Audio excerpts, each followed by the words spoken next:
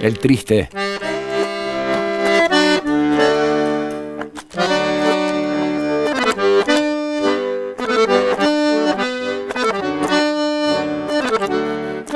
Coco Marola.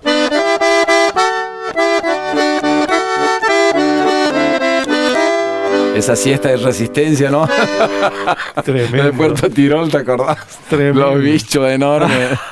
Los insectos un poco más te llevan la valija. Y tenés que hacer música para tapar las chicharras, ¿no? Tremendo, me acuerdo. Ahí fue cuando, el último fue que... Ya estoy grabando. ¿Sí? ¿Está? El último de Puerto Tirol, me acuerdo que tenías que tocar y dejar de tocar y me caminaban como unas langostas. Tremendo, esa noche, ¿no? Tremendo, el Chaco. Che, Chango, ¿tu tocar es una manera de dibujar para vos? A mí siempre hay un libro de Kandinsky sobre lo espiritual en el arte. En un momento él habla del sonido del color y de que el color tiene una vibración y que si uno se podría conectar de una manera total sentiría el sonido del color. A mí me gusta la analogía de, bueno, si en el color hay sonido, en el sonido hay color. Entonces... Tirame un color, a ver.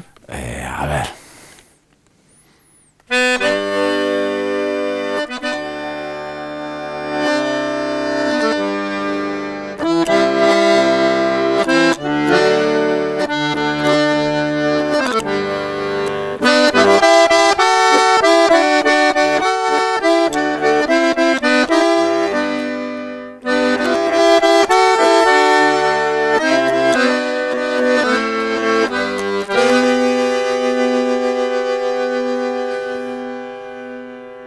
Entonces a veces uno cuando quiere poner en palabras el sonido, digo, bueno, tal vez en la música haya un montón de imágenes, hay una narración, hay algo que está siendo contado, por más que no haya palabras y que no haya textos, porque parecía que en las canciones que tienen poesía hay algo que está siendo contado y en la música instrumental como que si no hubiese nada, no, hay todo un mundo.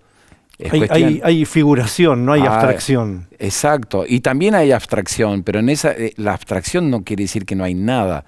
La abstracción es, por ahí a lo mejor es una forma. Es lo no conceptual, es lo que no podemos nombrar y señalar. Una forma nueva. Es una forma nueva, pero que la podemos saborear, que la podemos percibir. Por lo menos así es como entiendo yo un poco la música. Y creo que habría que entender todas las disciplinas así, porque... multidisciplinariamente. Sí, si yo veo todos estos dibujos hermosos que hay ahí en la pantalla, no es solamente para interpretarlos como figurativamente. Hay algo más que está en esos gestos y en esa combinación. Pero el chamamé a vos cuando te atrapa, que te atrapa casi, bueno, pues te atrapó tu oído porque era la música natural. Sí. ¿Te atrapa por lo figurativo o por lo abstracto? ¿Cómo podés racionalizar eso? No, el chamamé es la infancia. Es la infancia. Es como dice un chamamé de los hermanos Chávez, es mi canción de cuna y es el sol de mi vejez. Claro. Es como, es la radio arriba de la heladera en la casa de tus padres. Y eso está sonando ahí. Antes de que te levantes para ir a la escuela ya está sonando a la mañana y vos te levantás a tomar el mate cocido antes de ir a la escuela y ya está sonando.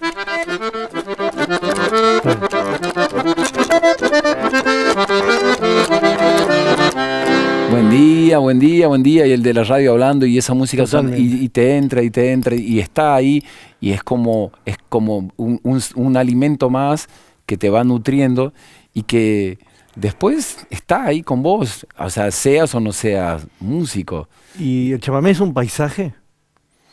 ¿Es paisaje? El chamamé es paisaje, pero no es solamente el paisaje de la naturaleza, es el hombre, el paisaje, la historia.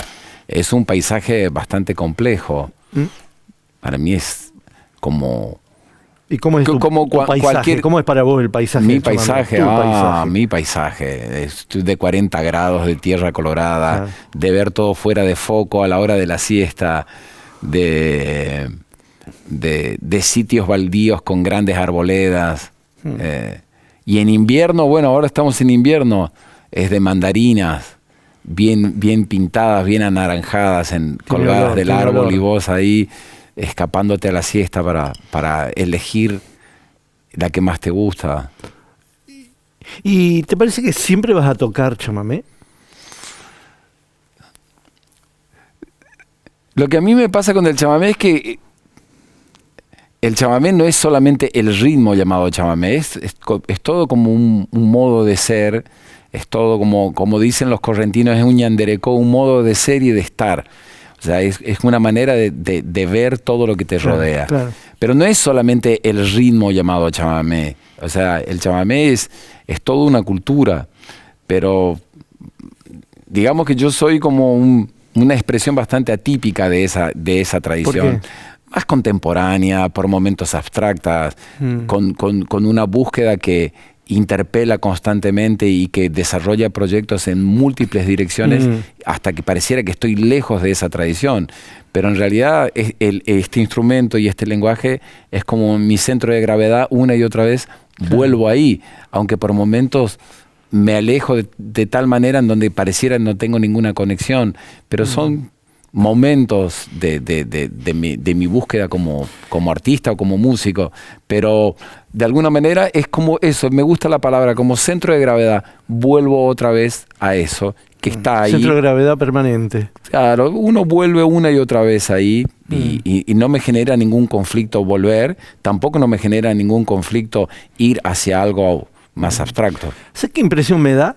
Que cuando decís voy, es como que sos urbano, y cuando decís volver, sos rural. No, cuando el voy o el vuelvo tiene que ver más con lo abstracto. No sé, por ejemplo, si yo digo, el primer chamamé que aprendí a tocar cuando era chiquitito. Sí.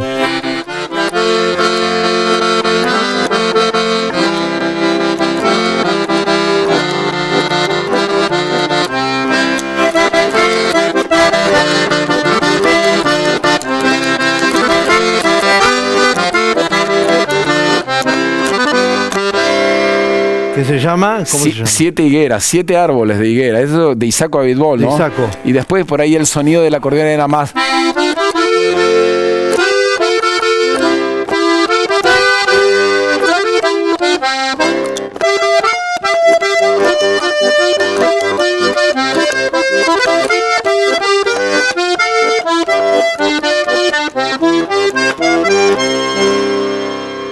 Pero cuando digo me voy, a veces me voy a, no sé, qué sé yo.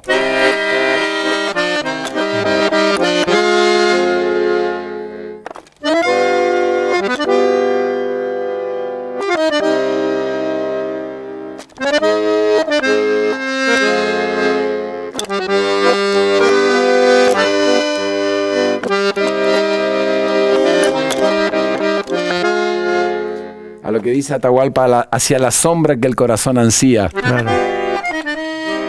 ¿Y eso qué es? ¿Infancia? ¿El tema o la imagen? Ese a donde te fuiste con esa música. No. ¿Pero eso está en tu infancia, esa música, o es una música que percibiste después? No, eso es algo compuesto, eso es algo compuesto por mí en el camino. Claro. Claro, es como nacés en un lenguaje, nacés en una tradición, aprendés a tocar un instrumento que pertenece a esa tradición folclórica o la tradición de ese lugar de tu país, pero después buscas tu propio rostro dentro de ese lenguaje, tus propios colores, tus propias combinaciones. ¿Y cuál es la música de tu infancia?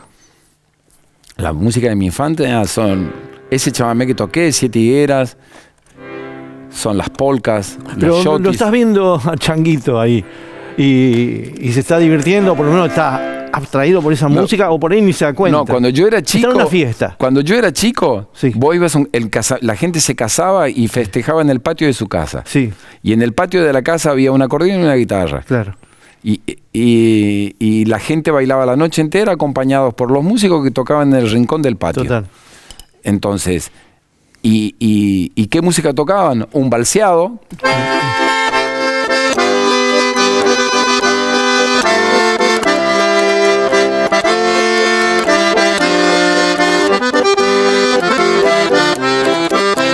gran música para tocar en un casamiento porque te exige menos físicamente, pero es muy, muy llevadero para bailar.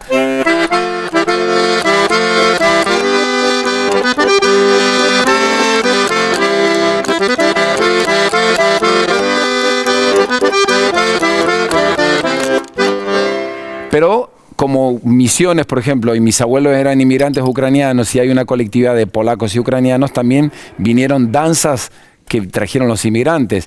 Y ahí aparecen como elementos muy como de la inmigración que se fueron acriollando, las polcas rurales.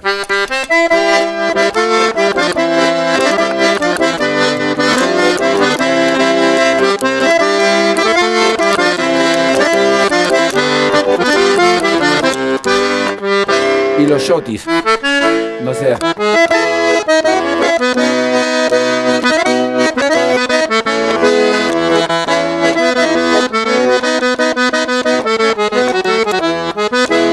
Los shotis, las polcas traídas por los inmigrantes con el acordeón.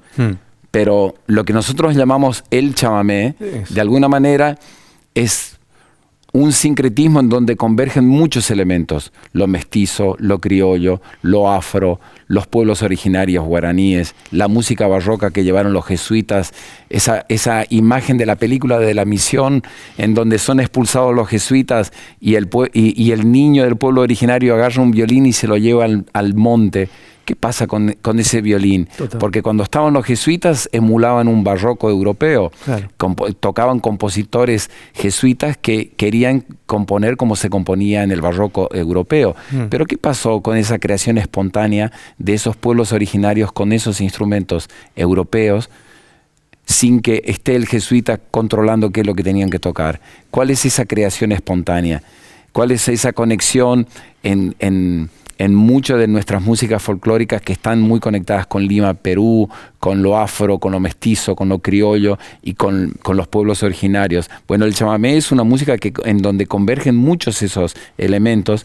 Al principio está la guitarra, la voz, cantando en guaraní, cantando en español, y de golpe viene el acordeón y se termina de definir un lenguaje que no es ni shotis ni polka, es otro ritmo que lo que le llaman en 6x8, que es como un pac, un chacata, donde está el gato, la chacarera, el landó, la zamacueca, la polca paraguaya y el chamamé. Entonces, ya de golpe, ya no estamos tocando ritmos como la polca o como el shotis, como...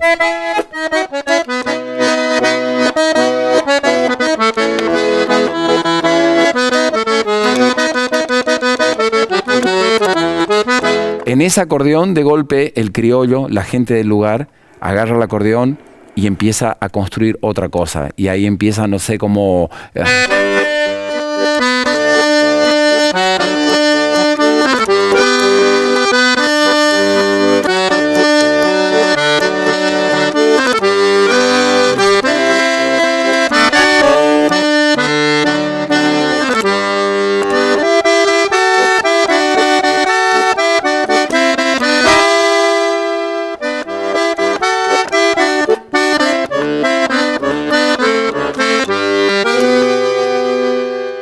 Lo que algunos le llaman un yeroquiñemboé, porque el chamamé es como un rezo que se baila o un baile que se reza. Ya no es una música, parece por momentos poderosa, parece por momentos una música alegre, pero en el fondo es una música que tiene una carga histórica y cultural tan compleja, tan enorme, que es como una alegría desgarrada, es como una celebración, pero que está conectada con toda una historia que atraviesa toda esa región. Y toda esa región no es solamente el nordeste de Argentina, es el sur de Brasil, es parte del Paraguay, es como todo lo que hay alrededor del río Uruguay y del río Paraná.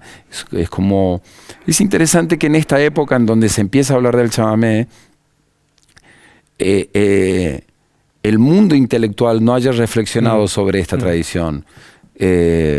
¿Por qué crees que pasa eso? No, porque de alguna manera en una época fue muy asociada a la inmigración de los provincianos a las grandes ciudades, a Rosario y acá a Buenos Aires, el conurbano, el famoso cabecita negra, claro, el obrero que venía del interior. Fue despreciada. Entonces, ¿no? De alguna manera tiene una conexión bastante parecida a la del tango a fines del siglo pasado, claro, como una música orillera, una música que no estaba bien vista, una música excesivamente sensual a la hora de bailar. Una música no culta. No culta, pero bueno, hay sobre el tango hay toda una bibliografía, hay intelectuales que lo han pensado. Bueno, porque ocurre en una ciudad. Claro. Eso es lo que ocurre. Pero hoy en día es una tradición que atraviesa la cultura argentina de punta a punta, de este a oeste, de norte a sur. Ya no es un fenómeno que sucede solamente en el litoral. Claro. Entonces, me parece que es como... Es un momento en donde, bueno, ahí estoy mirando esa cámara ahí, el mundo intelectual debería empezar a pensar en esto que la UNESCO nombra como Patrimonio Cultural de la Humanidad. ¿Por qué lo nombra? Porque es una música... folclórica linda. No, es mucho más que eso. Entonces es como está invitándonos a repensar un montón de elementos y un montón de expresiones que tienen que ver con nosotros como país, como comunidad, como cultura, y que de alguna manera por ahora sigue siendo de transmisión oral, pero estaría bueno empezar a escribir, a pensar, a mirarle otros rostros, otros aspectos, buenos o malos, no importa las aristas, pero pensar que de alguna manera es pensarnos, no esperar que vengan de afuera. Como decía una antropóloga mía, estamos esperando que vengan de afuera para decirnos cómo somos nosotros, cuando nosotros mismos vamos a empezar a pensar cómo somos, qué queremos, hacia dónde vamos. Pero hay suficiente documentación para empezar a pensar, porque no es solamente que un intelectual, una intelectual se sienten a escuchar a Raulito Barbosa o a Coco Marola y hacen un ensayo. Pero hay algo mucho más interesante que la documentación. Está la posibilidad de tener la experiencia de algo que está absolutamente vivo y vigente. Entonces, más que leer documentación, es mucho mejor ir al lugar donde eso, que no está lejos de nosotros, observar una cuestión social. Claro, está en nuestra sociedad, está en nuestra cotidianidad. Es mucho mejor que buscar una documentación escrita de algo que fue. Es algo que está haciendo en este mismo tiempo, del cual nosotros somos como actores. Entonces lo tenemos ahí enfrente de nosotros, como un espejo en el cual mirarnos y reflexionar. ¿Y vos no encontraste chamamé en la literatura? ¿O encontraste? No entiendo muy bien. Poetas que hayan escrito... Dice que el tango está bastante visitado por la literatura. El tango. Claro. Como el jazz. ¿No? El rock mismo. Poco. Pero el chamamé... Poco. Yo me acuerdo pocas cosas, porque no lo encontrás en Horacio Quiroga. No lo encontrás en Pay Pajarito, qué sé yo. No lo encontrás en Cortázar, no lo encontrás en Borges. Bueno, aunque Borges habló de la Pampa, pero estaría bueno que empecemos ahora a encontrarlo, porque ahora es algo que no quedó inscripto solamente en el litoral, es una realidad, como decía, que más nacional. Es más complejo. Entonces, aparte con esto del patrimonio de la UNESCO, se abrió algo, ¿no? Sí, yo creo que se abrió como una invitación a rever de nuevo. Y no solamente rever el chamamé, revernos a nosotros como comunidad, claro. Comprendernos a nosotros. ¿Y qué cuenta el chamamé cuando hay esos silencios en el chamamé? Es que la música es silencios también. Es como decía Yehudi Menuhin, el silencio en la música es como el relámpago, es el espacio que existe entre el relámpago y el trueno. De alguna manera, una música sin silencio no tiene sentido. Sí, pero una cosa es el silencio en el tango, otra cosa es el silencio en el chamamé. Hay algo, pero no se puede explicar todo. Porque recién te escuchaba y hacías esos silencios y decía, ¿qué se cuela ahí, no? Si lo quiero explicar, me quedo en la superficie. Claro. Me quedo como de lo que no se puede hablar, mejor guardar silencio, decía Wittgenstein. No sé, es como... Porque tampoco no es algo que estás pensando en dónde vas a hacer los silencios. Estás tocando y...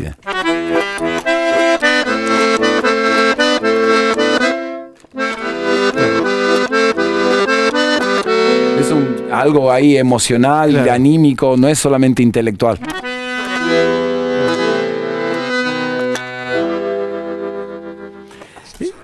¿Cuántos acordeones hay? Es interesante.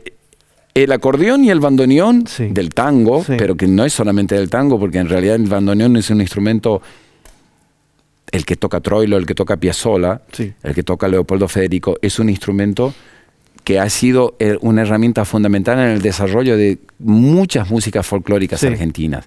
En el norte, un arquetipo de ello es Dino Saluzzi. En el litoral, Coco Marola, Isaco Abitbol. O sea, no es solamente un instrumento tocado por la tradición del tango, por un lado. Ahora, la diferencia, el acordeón y el bandoneón funcionan igual. O sea, un fuelle que le da aire, botones en la mano izquierda y en la mano derecha. O teclas. Teclas en ambos. O teclas como acá, tecla de piano se llama acordeón a piano. Vos apretás una tecla, le das aire y suena. Dejo de empujar el fuelle, no suena. Empujo fuerte, suena fuerte. Por lo general, la mano derecha canta más la melodía, la mano izquierda más la armonía. Es como la mano izquierda de un piano. También hay melodía en la mano izquierda, pero es un complemento de las dos manos. Y entonces vos apretás o te acompañás, no sé, y con esta mano cantás, ¿no? Y con ambas manos haces armonía, no sé.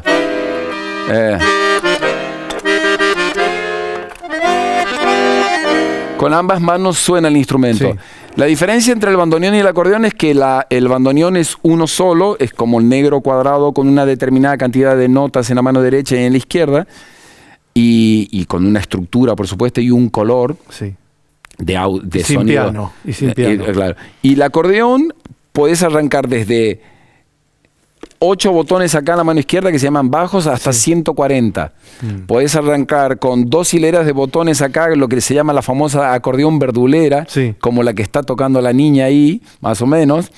Un acordeón verdulera que tenés 2 hileras de 21 botones en la mano derecha, o podés llegar a 3 o 4 o 5 hileras como las acordeones de Barbosa, o acordeones a piano que tienen un teclado de piano en la mano derecha. Pero el funcionamiento es el mismo. Apretás una válvula que se abre acá como la zapatilla y suena una lengüeta de acero adentro. ¿Y adentro qué son? Como las armónicas que tocaba Hugo Díaz, que toca Franco Luciani, que los sopla con la boca. Adentro hay como unas armónicas de madera, unos peines llenos de lengüetas de acero puestas acá, y soplás con el fuelle. Los empujás y le das aire, abriendo y cerrando. Si empujás fuerte, suena muy fuerte, o suave, o si haces una expresión con tu cuerpo, vibrás, y entonces vas logrando como diferentes tipos de improntas. Entonces, la familia del acordeón es enorme, de diferentes colores, timbres. Necesita viento, ¿no? Necesita viento. Es tener el viento en los regazos para decir cosas. Y en ese golpe, como dice Luis Landricina, y en ese viento se agolpan las cosas del universo para que las nombre la voz de algún viejo musiquero. Pero no está entre los instrumentos de viento. Sí, es un instrumento de viento. Es de viento. Es un instrumento de viento. Con la trompeta. Lo que pasa es que no está dentro de la formación clásica de una estructura sinfónica. No vas en la orquesta sinfónica tener la cuerda, las maderas, los vientos. Y en los vientos aparecen los clarinetes, el oboe, los cornos. Pero no aparecen acordeones, bandoneones. No, aparece un órgano en todo caso. Claro, a lo sumo un órgano que es un instrumento de viento también. Claro, es verdad. ¿Por qué se llamaba verdulera? Muchos dicen, por ahí está como asociado al campesino que toca el instrumento y que va a la feria y en la feria hace un poco de ruido para llamar la atención y compartir sus productos. Viene de la costumbre. Un poco de ahí, pero tampoco no soy un especialista en la etimología de por qué verdulera, acordeón verdulera, o la acordeón o el acordeón. Muchos la nombran en masculino, otros en femenino. Contá un poquitito la historia del chamamé. Un poquitito, con sus próceres, sus próceras. A ver. Porque aparte es una música vertidamente joven. Y no tanto. 1930, ¿qué se podría? No, pero eso es la inscripción en Sadaic, a lo mejor sí, los discos. De los discos, y eso es la historia discográfica, pero no del lenguaje. Si no, vamos a la misión y mucho más antes. Exactamente, hay que ir un poco más atrás, como muchas de las músicas folclóricas. Pero es como te decía hace un rato, es un sincretismo en donde convergen muchos elementos y en donde, más allá de los pioneros, a partir de los inicios de 1900, aparecen, que no son los primeros, pero sí son como los fundamentales, aparecen 4 compositores. Sí. A principios del 1900. Sí. Tránsito Coco Marola en el bandoneón, primero en el acordeón y después en el bandoneón. Sí. Y Saco Abitbol en el bandoneón. ¿Qué orígenes tienen estos muchachos? Correntinos. Los 4 fundamentales son correntinos. Sí. Coco Marola, Isaco Abitbol, Ernesto Montiel y Tarragó. Uno creo que es de San Cosme, Coco Marola, de Alvear Corrientes y Saco Abitbol, Tarragó desde Curuzú, Cuatiá, y Ernesto Montiel es del paraje del Ombucito, cerca de Paso de los Libres. Sí.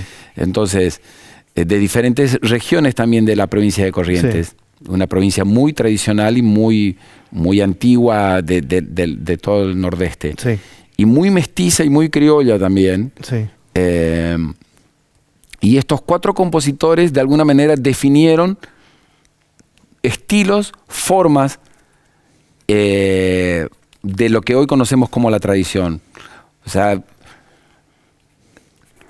es como, no sé, es como Coco Marola vendría a ser como un arquetipo de, no sé, de Duke Ellington para el jazz o de Troilo para el tango. Formadores de cantores, formadores de instrumentistas, formadores de conceptos orquestales. Claro. O sea, de tomar y de combinar. ¿Qué tocaba Coco Marola? El bandoneón. Y de combinar el acordeón, un bandoneón con un acordeón, de 2 guitarras, de cantar en dúos, de cantar en tríos, de poner un contrabajo y de crear un sonido. Entonces Coco Marola es el compositor de Kilómetro 11.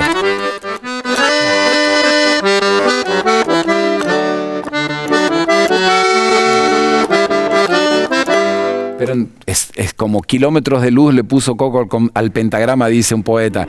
Compuso mucha música, es como una figura muy arquetípica del chamamé. Pero después tenés Ernesto Montiel, que tocaba el acordeón y que era como un sonido mucho más nuevo cuando apareció, que se llamaba el Cuarteto Santa Ana, que de hecho fundó el Cuarteto Santa Ana Ernesto Montiel con Isaco Abitbol en el bandoneón. Y después Isaco Abitbol se separa y sigue su camino solo. Pero Montiel es como... usaba como un sonido muy celeste del acordeón el tero. Muy celeste. Viste como que es un color de Coco Marola, es como más opaco, viste que y Ernesto Montiel es más como... ok. Claro, más terracota uno, más terracota uno y más azul el otro. Es un acordeón muy chiquitita para tocar Montiel, pero...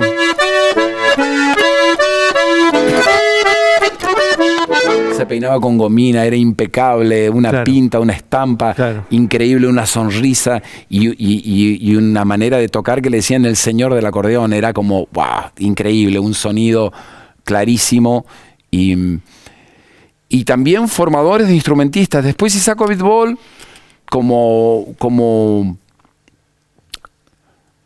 que tocaban la mayoría en trío con un dúo de voces y 2 guitarras o guitarra y guitarrón y el bandoneón solo, y Isaco es el compositor de La Calandria.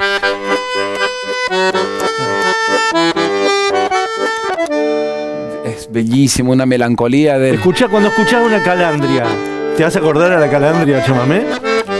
¿O te parece que se disparó por un par de notas de La Calandria original? No lo asocio con el pájaro. No lo asocio. Pero él debe haberlo asociado. Seguramente. Se le disparó. Pero para mí es con la naturaleza en pleno. Así, como un amante de la naturaleza, de tocar en la arboleda, de tocar en la enramada, de tocar en los patios. Y es como esa imagen de una música tocada en los patios, y tocada al resguardo de la sombra de los árboles. ¿Y Tarragó? Y Tarragó vendría a ser... tocaba el acordeón verdulera. Y Tarragó vendría a ser como... muy bailable, muy como le llaman taco y suela y taco, como un Glenn Miller en el jazz. Porque está también el maceta. Bueno, el chamamé maceta, es decir, tocar un chamamé bien maceta es tocar algo como muy rítmico y muy taco y suela, muy de zapatear y de bailar. Entonces,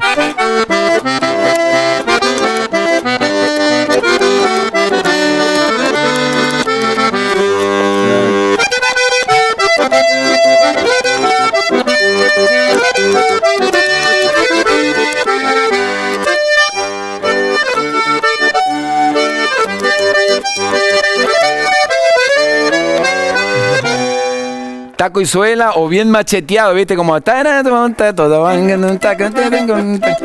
y dan ganas de bailar y además los veías con sus ropas con ceibos, con flores de ceibos bordadas en la ropa, sombreros de ala ancha, un sonido aparentemente simple de tono y dominante, nada muy elaborado en la forma, pero muy complejo en esa simplicidad, porque tocar con ese swing, es que hay un montón de grupos que tratan de emular a Tarragó y no pueden llegar a esa calidad tan simple que tenía él de tocar el acordeón. Y la formación eran 2 acordeones, no acordeón y bandoneón, como Montiel o como Coco Marola, sino 2 acordeones. Ajá. Y con un sonido así. ¿Cómo ensamblaba? No, y una toca y la otra responde, es como... Y la otra como, no sé... Y la...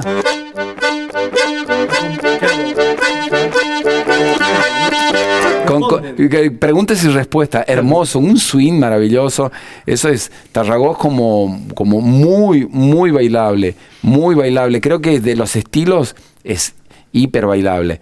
Y de estos 4 compositores, es como que se arma como un mapa con el cual de ahí viene todo. Claro. Casi todo. De ahí salen los cantores, los estilos, los compositores, las formas, más rápido, menos rápido, en tonos mayores, en tonos menores, y de ahí vienen,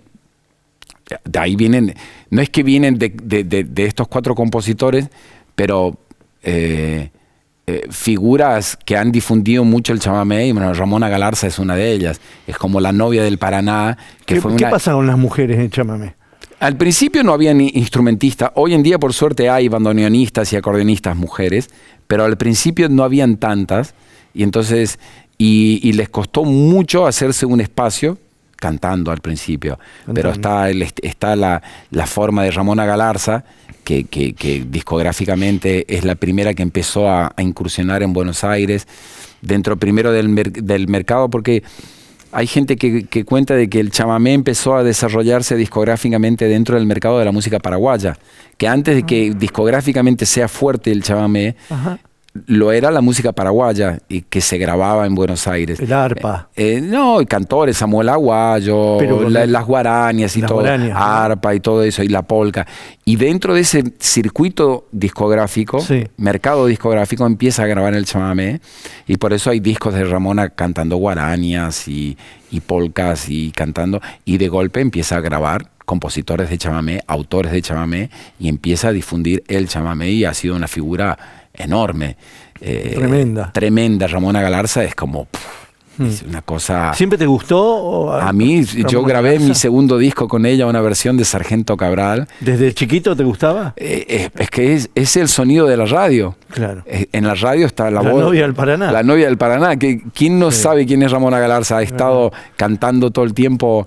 Es más, es como mucho más fuerte que un cantor de chamamé. Ella ha pasado más a ser el chamamé cantado por ella que pasado por un varón. Como cantores, la figura, tango, ¿no? Exactamente, como figura de cantores, como en el chamamé, la figura es Ramona, y después Teresa Parodi. Claro, no. Y como autora también, autora tremenda de canciones y de temas que ha compuesto. Es increíble la figura de Teresa Parodi. Pero aparece Ramona y después aparece otro estilo de cantoras que son las hermanas Veras. Sí. Cantando en dúo, y que empezaron primero a tocar en bailes, más del circuito de baile, las hermanas Vera, y que también tienen como un color y una manera de cantar increíble. Y después aparecen muchas más mujeres, pero no hay tantas instrumentistas. Recién ahora es una época en donde empieza a haber espacio, en donde se corrió a la mujer de ese lugar. Bueno, usted canta y los instrumentistas son hombres. Ahora hay guitarristas, contrabajistas, bandoneonistas, acordeonistas. Pero la mujer... ¿Es una imposición del mercado que sea cantora o ya venía de alguna manera? Pero esto es un tema que se viene hablando últimamente, por suerte, esta cuestión de desconstruir los espacios que se le ha dado a la mujer. Pero era necesaria la voz la voz femenina en el chamamé antes de los discos, digamos, ¿no? Antes de la explosión de Ramona. Yo creo que en cualquier construcción estética es necesaria la voz de todos los colores que hayan. Cantores tenés Gregorio Molina, Roberto Galarza, los cantores de Coco Marola, no sé, Salvador Miqueri, como Ramona. Ninguno como Ramona. Pero para el chamamé sí. Para los consumidores de chamamé, para los conocedores de chamamé. Lo que no llegó a la capital, digamos. Claro, para la tradición, hay cantores hombres enormes como los que te he nombrado, y dúos, los hermanos Barrios, los hermanos Sena, Úbeda Chávez, un montón, en especial Gómez Florentín, dúos, ¿no? Vera Lucero, que eran cantores de Coco Marola. Por eso digo que Coco Marola fue de alguna manera formador. Cáceres, Almeida, Vera Lucero, eran todos cantores de Coco Marola. Gregorio Molina o Roberto Galarza, cantores del Cuarteto Santa Ana de Ernesto Montiel. Es que el público del chamamé es conservador. ¿Cuesta colar innovación? ¿Cómo te va a vos? A ver, ¿cómo decirte? A veces, yo no sé, yo creo que es como una pasión tan fuerte que a veces se ciega. Es como la gente dice, ¿querés saber lo que es el chamamé? No sé, tenés que abrirme acá y mirar dentro de mi pecho lo que hay. No, es una música, no se puede explicar mucho lo que te sucede con esa música. Entonces, a veces esa excesiva pasión hace de que mucha gente de una sensación de aparentemente de una estrechez o de una rigidez y de una no apertura. Pero creo que está más asociado con un excesivo amor por esa tradición y un excesivo enamoramiento por esa música que te acompaña toda tu vida y que te conecta con la música de tus padres o la música del lugar donde naciste. Pero si hubiese rigidez, no habría la transmisión oral que hay, no habría la continuidad que hay, la diversidad de compositores y acordeonistas que hay. De hecho, creo que el futuro del chamamé hoy en día está en el conurbano bonaerense, de alguna manera, en todos estos hijos de provincianos que han nacido en Buenos Aires y que son hijos de correntinos o de chaqueños o de formas... y que se han formado acá, pero que han recibido de una manera tan directa esta tradición, que hoy son futuros grandes referentes, no sé, Nico Cardoso, Emiliano López, Milagros Caliba, o sea, hay toda una nueva generación de Santiago Torres, o sea, hay toda una nueva generación de músicos muy jóvenes, nacidos en Buenos Aires, y que yo los veo muy preparados.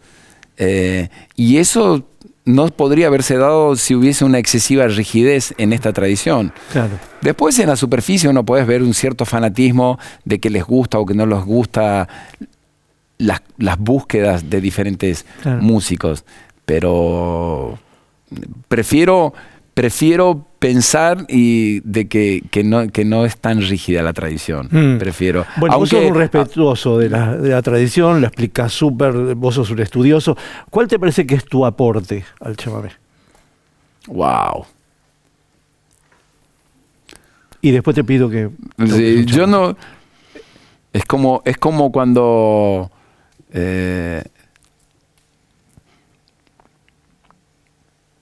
a ver cómo decirlo. Una vez leí un poema de un poeta santafesino que hablaba sobre su escuela rural y decía: yo no le di nada, ella me dio todo. La música me ha dado todo. Yo no sé cuánto le he dado yo como aporte, porque en realidad es como uno lo que está buscando es estar en paz, expresándose y compartiendo con los demás una cosmovisión de tu propia vida y de tu manera de caminar en el mundo, y lo estás haciendo a partir de un lenguaje, en este caso del acordeón o de esta tradición de la cual estoy profundamente enamorado. Y la conozco porque sería imposible buscar mi rostro en esta tradición si yo no conociera hasta el hueso de qué se trata. Claro. Pero simplemente creo que soy una etapa más dentro de la historia de esta música. O sea, este lenguaje tiene una historia que me excede antes y que me va a exceder después. Y yo simplemente formo una pequeña etapa de eso. Y lo que puedo decir es que en el corto tiempo de la historia de esta música he tratado de ser lo más honesto posible y fiel posible, en especial fiel a mí, porque si no sería imposible mantenerme en el camino. Al principio me tocaste unas notas para darme un color. Ahora yo te pido que me toques un chamamé, pero pensá esto. Yo soy chiquito, estoy en un auto, estoy yendo a Corrientes, a Santa Lucía, paso por el río Guayquiraró, el límite entre Ríos y Corrientes, vamos hacia Esquina, después a Goya, y empieza a sonar algo. Yo sitúo que empieza a sonar un chamamé ahí, cuando cruzo el Guayquiraró. Ese paisaje.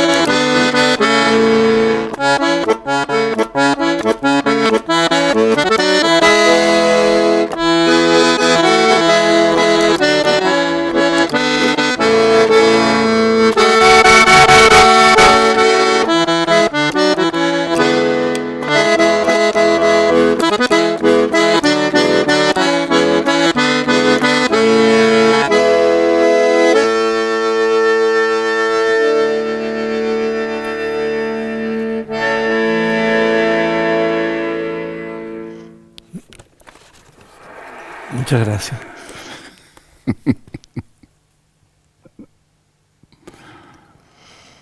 Es bonito, me encanta. El chamamé es como un rezo. ¿O en qué se podría asociar a la religión?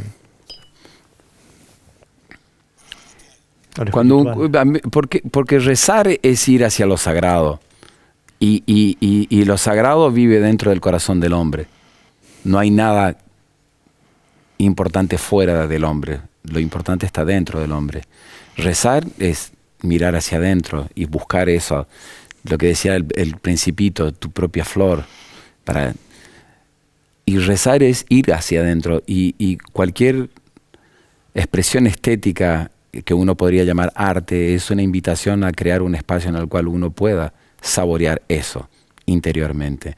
Entonces por eso, hasta inclusive puedes rezar bailando, porque si estás al 100% intelectualmente, emocionalmente, anímicamente y físicamente enfocado en algo, estás rezando de alguna manera, porque estás como siendo total en un momento en una infinita posibilidad que te está dando la propia vida, la creación.